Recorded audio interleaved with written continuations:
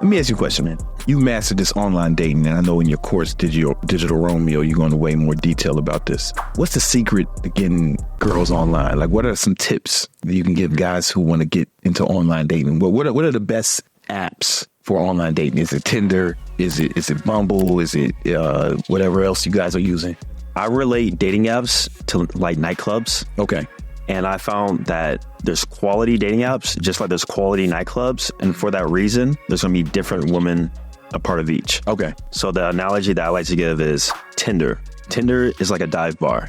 Okay. To where any and every girl will be in there. Occasionally, an 8+ might be in there, but you're definitely not going to see a 9, 10. Like, it's not happening. Okay. You know, mostly going to be filled with 4s through 6s, average women. All right. Up next is Bumble. Bumble is kind of like a mid-tier. It's not like a dive bar, but it's a club with the dance floor, and you might have to pay a small cover. That's where the Hermosis met on Bumble. Or was it Hinge? One of them. They met on Bumble. Yeah. Yeah. So Bumble's like kind of in the middle. Not low quality like Tinder, but not amazing quality like the next tier. I got you. So Tinder is like New Jersey. And like Bumble is like Chicago. Yeah, we put it like that. Or maybe like Ohio. Well, Tinder is Ohio. Yeah. Arkansas. Right. Yeah, I ain't never going there again. Yeah. All right. And then up next, we got the granddaddy, which is Hinge. So I'm just talking about normal dating apps, by the way. Yeah. No like really niche dating apps or luxury dating apps, but just normal, easily accessible. My boy started seeking arrangements. Like, I'm friends with one of my friends. He was like one of that's crazy. Okay. Yeah. That's a last tier, but let's stay on the regular shit. Yeah. So up next is going to be Hinge. Hinge is a unique dating app because it's almost ruined the stigma of being on a dating app. How so? So a lot of girls don't want to get on Tinder because you're on Tinder, you know?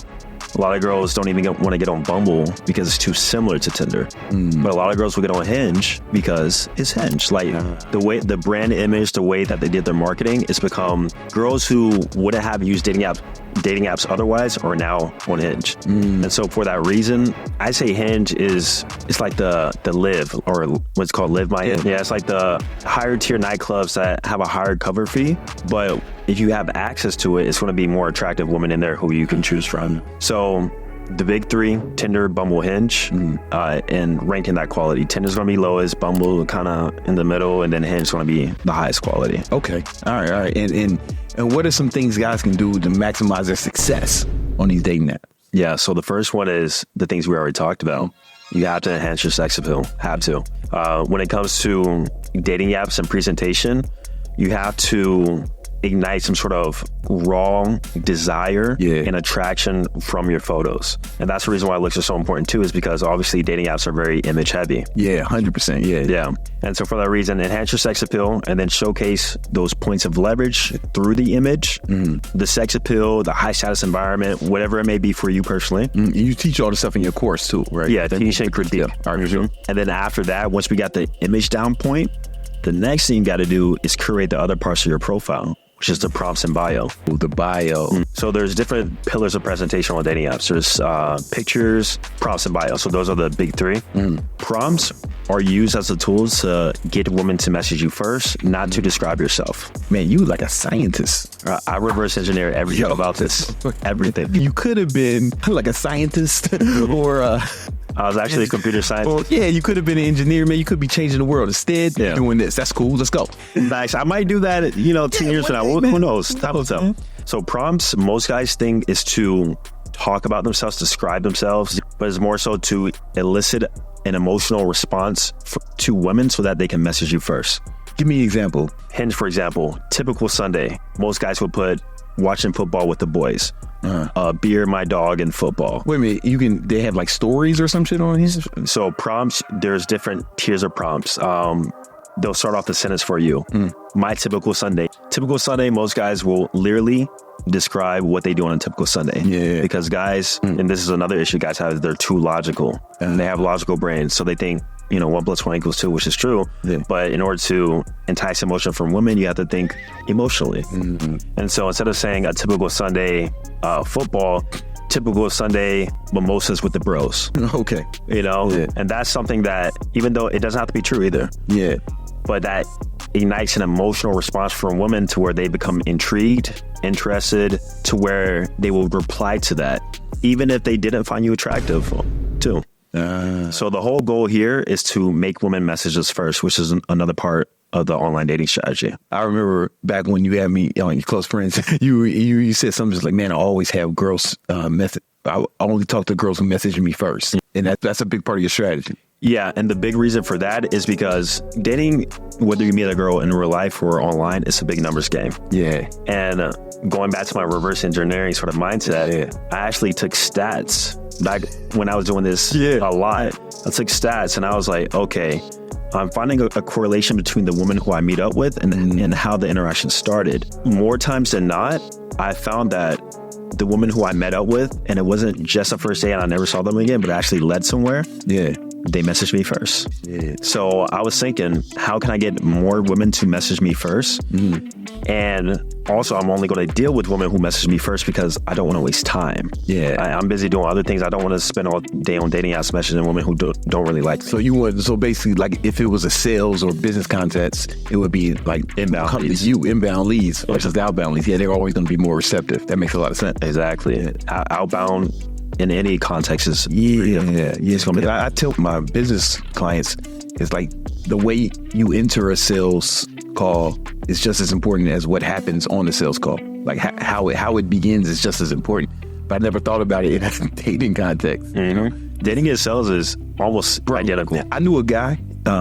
He had a $10 billion marijuana fertilizer company. So it was legally to sell the fertilizer to the growers. And he sent all his guys to like pick up courses, all his salespeople to learn sales. So it's like super similar. But continue. You say you inbound leads.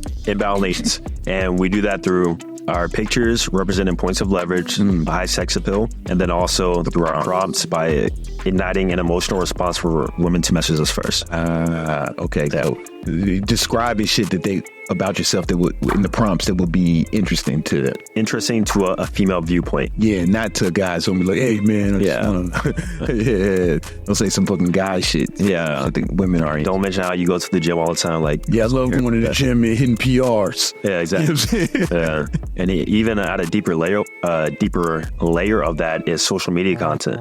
So I have guys who come in who want to curate a social media presence that caters more to females instead of men. Yeah, and a way I tell them to do that is to create content that elicits emotional response for the female brain instead of a male brain. And so you can do this even with fitness content. Think about a page who has a very heavy male audience. It's going to be like flexing, bodybuilding poses, and hardcore music, versus a guy who has a nice physique and he's showing himself cleaning his house. Yeah. With soft music, but he's still ripped and looks nice. Yeah, or like travel or some shit that women are into. Yeah, because all my fans across social media is like 90% guys. Same with me, but I want that. You want that because, that makes sense. Exactly. But it's like if you were trying to get more girls to date you, if that was the only reason you use social media for, you would change things around. Yeah, and I did that with my TikTok in 2020 to 2022. Oh yeah, you had some crazy tips about TikTok too, I remember.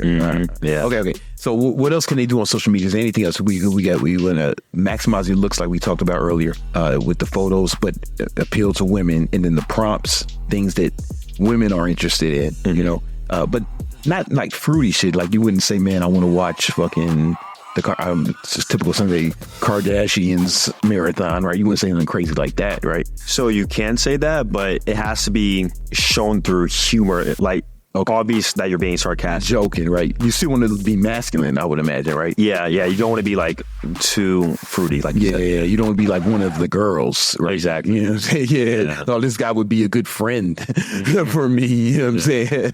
But if you can showcase that you understand things that men usually wouldn't, that women only understand, then that's also a good way too. So understanding the weird nuances that women do to enhance their looks. How they get their nails done, lashes, For example, prom. I go crazy for girls with funny bunny nails. Oh, like, do you know what funny bunny is? I have no idea what that is. Exactly. So funny bunny is, it's like a unique nail color that a lot of women get, and they know what it is. It's like that's like a dog whistle almost. Like it's like some shit that only like a woman would know. Yeah. Exactly. So things like that. And up next, in terms of getting matches, there are many hacks to get more matches, like using Boost and using at certain times throughout the week, etc.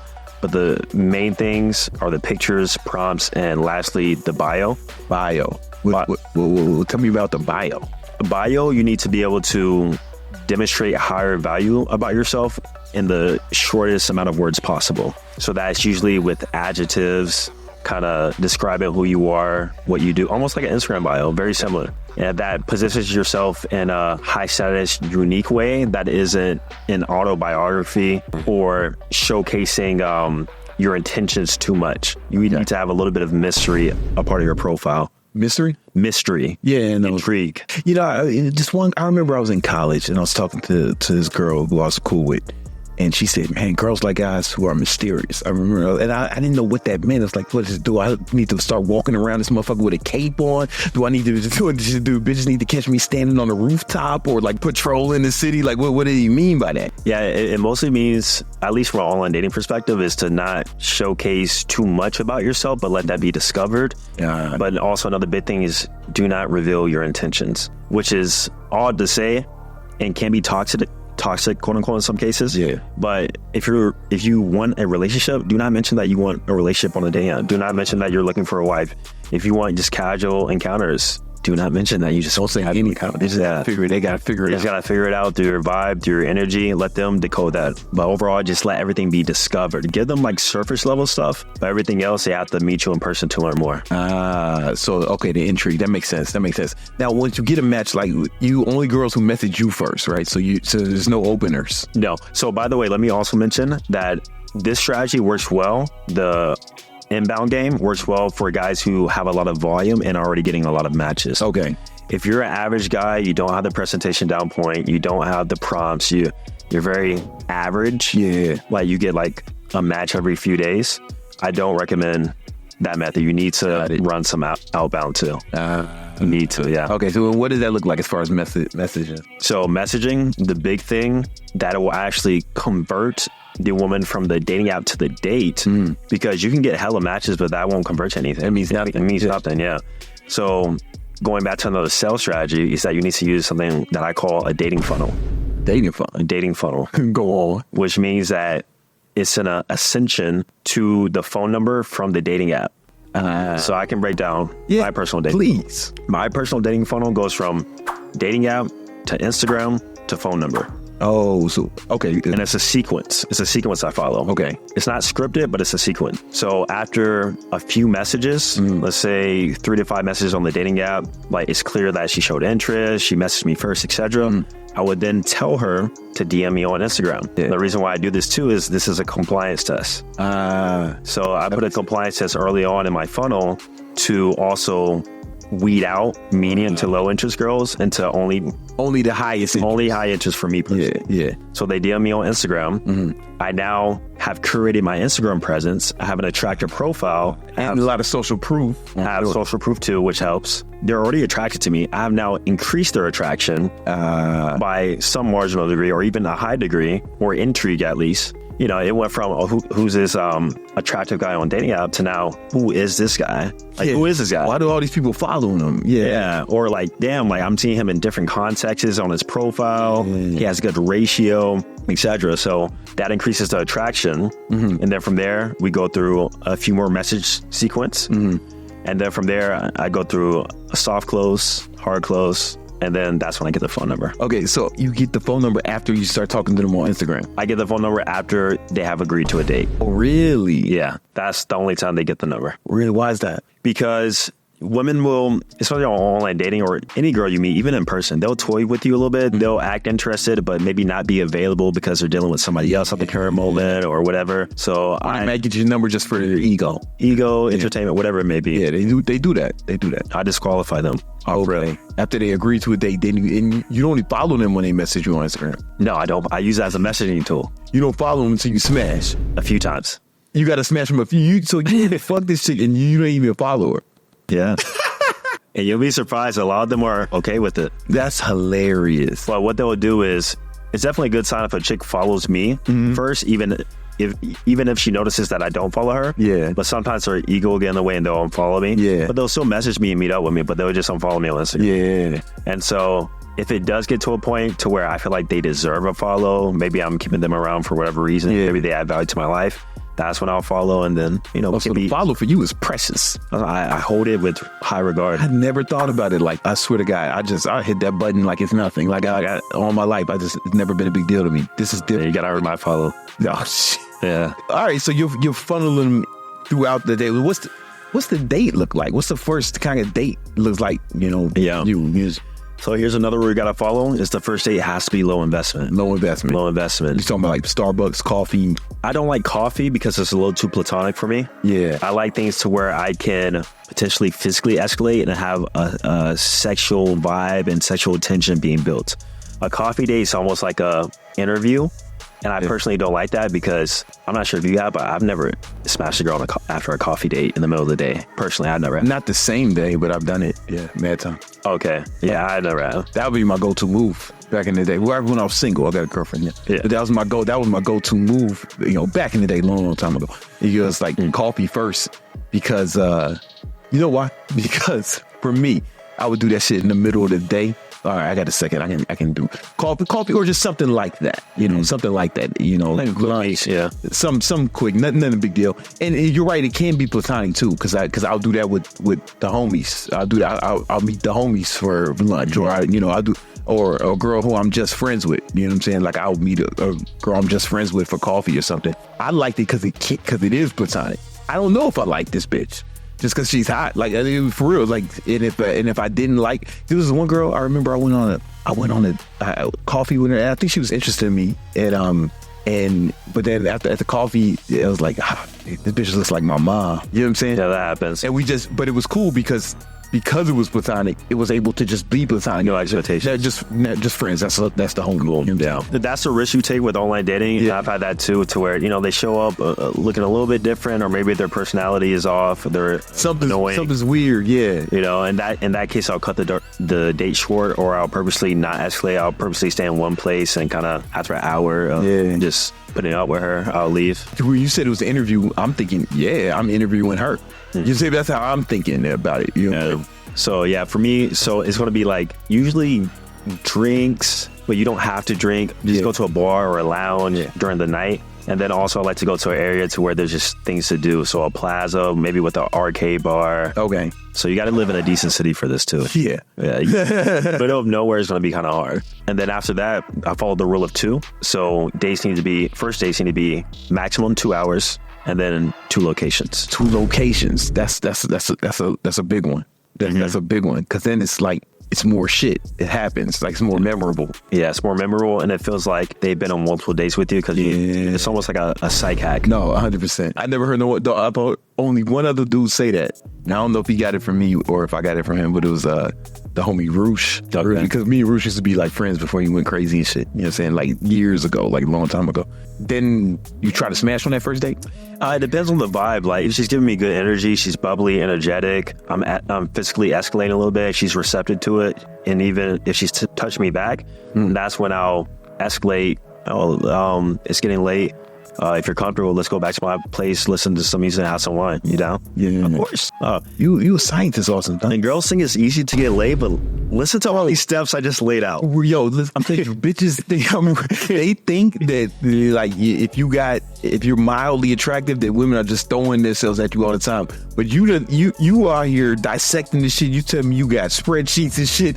Like, man, it's not that easy. I'm not gonna lie. The more attractive you are, I would say if you're like a 7.5 plus to where you're like objectively handsome, it becomes easier. Some women will actually throw themselves at you, but they're mostly going to be average to unattractive women.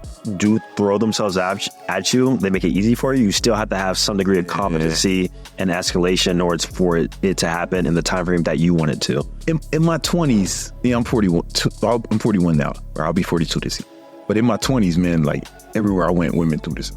Right, it changed as I got older, but there is some, if you can make that shit, if you can max out your looks as much as possible, man, it's beneficial. It's super cheap. It makes things easier. That's why I'm glad you're telling guys to do that, right? Because I just feel like the old school pickup guys would ignore that shit and basically say it didn't matter. And I was just like, it hasn't been my experience. That just hasn't been my experience. Yeah, growing up at least, Yeah, it definitely mattered. And you were a model too, right? Yeah, I was, in my 20s. Yeah, I was with one of the biggest agencies in New York. I was king of the hood one summer. I had a big billboard on 125th and 125th and St. Nick. Yes, in Harlem, it was a big billboard with this clothing line called Academics. It was like a street clothing line in the 2000s. I was king of the hood that summer, man. Buses go by with my face on them and shit. Mm-hmm. That shit was helpful. The fact that you were able to model shows that, one, you were objectively handsome. Mm-hmm. And for that reason, that's undeniable proof that looks do matter. It mattered, man. It was I didn't need no game back then, but it's different now, right? Because social media changed shit, bro. Like there was no Instagram back in those days. Like it didn't exist. You know what I'm saying? So things were a little different. Then, it's made it harder, and for that reason, we have to create shit like this to work. And then it's like the real hot chicks. It's like you're competing motherfuckers around the world now. Celebrities, athletes, rich entertainers, musicians, rich guys. Yeah, for the really hot. I'm talking about like a girl you look at and you don't believe is real. Yeah, like those types of girls. One, I wouldn't take them seriously personally. Yeah. For multiple reasons. I know you have. Yeah. Not but in the past, But these types of girls are usually seeking after that type of guy. Yeah. And for that reason, even if you are attractive, even if you do have some of these aspects about yourself, for the majority part, those women are going to be unattainable. And that's a reality that some guys will have to... For attainable, depends on how fucking what you got it popping. Yeah, that's what I'm saying. It depends on... because, I didn't... But I'm talking about like the really... The girls with like huge followings. Exactly. Those girls. No, 5 billion. A girl can be just as hot as one of those girls, just not be an internet celebrity status, right? Like we're not talking about necessarily physical attractiveness. You're right. We're talking about status, because you meet some super hot girls who like might have a private profile and no followers. You know what I'm saying? Like it happens all the time. Like yeah, that's true. It's a combination of looks and status. I'm mostly talking about the girls who have a lot of status. Yeah, the status, because I've met girls who were like fucking followed by fucking rappers and shit, and rappers are DMing them or shit, and that plays a role in their ego. Absolutely, yeah. It's not insurmountable, but you got to max out. And for that point, it's like looks, money, and status. I think the highest you get the more you can max out each one of those, the easier this game gets. True. Because you're competing with less guys. Or you tell me, because you're competing with less guys, but the guys you're competing with are formidable opponents. Yeah, but there's not that many of them. So, at that point, the numbers game is in your favor. I remember this girl I really liked. You know what I'm saying? I was like, I had a crush on her. You know what I'm saying? I posted a picture of me and you, and then she DM'd me asking about you. And I was like, all right, well, this is the last time this has happened. Now I can post pictures with you. I had a girlfriend. That's happened quite a bit, actually. I'm like, this motherfucker, man. He got bitches I like asking me about him. Fuck this. Hey, man. Hey, man. Heavy is the head that holds the crown. You know what I'm saying? Your friends don't even want to be around you. Being the handsome guy in the friend group, when your other friends aren't handsome, can actually be potentially a net negative. Word? Yeah. It fucks with your friendships? Yeah, like jealousy, or you go out, you're getting the most attention. Yeah. People are, who's your friend sort of guy, or they approach a girl and it's like, oh, you're okay, but who's that? I got you. It makes you feel bad too. It's like, I don't even want her. Like, bro, like, oh shit. I still ended up getting that girl. Okay. You know what I'm saying? Because I was just like, I just cock blocked you. I was just like, oh man, you don't want to be with him, man. He got Listen, this guy, man, it's really cool. He's still able to live a life even after getting the HIV. You know what I'm saying? Fair enough. I'm just joking. I didn't have to do that. I'm just fucking around. You ever read a two-man? Excuse me? You ever read a two-man? I don't think so. I don't even want to be in the same fucking room with a guy with an erection. I don't want to be in the same building. What did you mean when you said that? Yeah, so I didn't mean a train or anything homosexual-wise. You and a friend go out on a date with a girl and her friend. Oh, yeah. Or you and a friend approach a girl and her friend and you end up going out, hanging out. Oh, yeah. For sure. Gotcha. So going back to the handsome disparity thing among your friends, I don't have attractive friends too. It actually ruined two men's. Where the girl was interested in me. Oh, do you have a friend for my friend? Yeah, here's my friend. Never mind. Nah, man, my best friend is white boy Brian's. I'm not gonna shit on him. He was doing it, but he did his thing. You know what I'm saying? So we ain't had that issue. You know what I'm saying? Luckily, man, you know what I'm saying? Me and him, we both got girlfriends now, man, so it all worked out the way it's Yeah, of course, yeah. It's sometimes just fun stories to tell. Yeah, man, you're here to help these guys. Exactly. You know what I'm saying? Whatever they trying to get, man. Where can they find out more information about? Yeah, you can find me on all social media platforms, Austin Dunham. Dunham is spelled the last name. And then my program, course, mentorship, to where you actually want me to not only teach you, but help critique and guide you through all these processes, through every single part, plus more. Yeah. So we didn't even get into like the nuances of texting and just day setup, etc. And even just building your social media, growing your online presence and influence, really, is thedigitalromeo.com. There's strictly tasks. It's actually like you working with them. Me. Yeah, that's what's up. Everybody, yeah. That's what's up, man. All right, yo, listen, guys, make sure y'all check that shit out if you're trying to increase your fucking pimping. You know what I'm saying? And follow him on Instagram and all the other shits too. You know, my man. Thank you so much, man. I'm really proud of you, though, man. Honestly, I remember when you was in college and I was, running the ads for your shit, and first, and to see how far you took it, man, and you still doing it. And just every year you just keep elevating, man. Like I'm legit. Like you did the work. It's like I'm not trying to take credit for anything you did. Like I'm actually proud to see how far you took it and how you keep elevating every year, man. It like really, you know what I'm saying? It makes me happy to see that shit, man. Appreciate it, man. Thank you. So